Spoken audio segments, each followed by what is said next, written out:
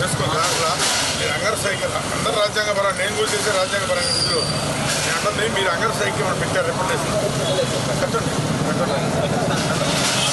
ఎందుకంటే మళ్ళీ నాకేంటంటే నా మీద యాజ్ ఏ పోలీస్ ఆఫీస్గా ప్రివెంటివ్ అరెస్ట్ చేసే బాధ్యత నాకు తెలిసింది. మీ పరిస్థితి దాడితే నేను అరెస్ట్ చేయాలి. మీకు ఏమైనా నాది బాధ్యత. ప్రతి పౌరుని రక్షించాల్సిన సూసైడ్ చేసుకునే అవసరం వరకు లేదు రాజ్యాంగంలో అంబేద్కర్ గారు చెప్పారు.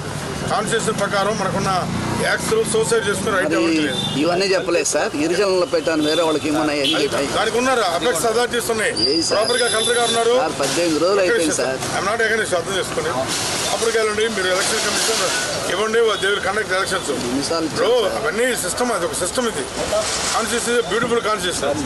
సిస్టాన్ని గౌరవించాలి. మనం సిస్టమ్ ఇచ్చేది ఇప్పుడు ఇదే గిరిజనులకి రిజర్వేషన్ కానీ ప్రతి కల్పించింది కాన్స్టిట్యూషనేగా.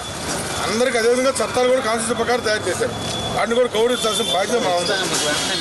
అది నేను తెలియపరుస్తున్నా. అడిగితే నేమైతే ప్రివెంట్ అరెస్ట్ చేస్తాను.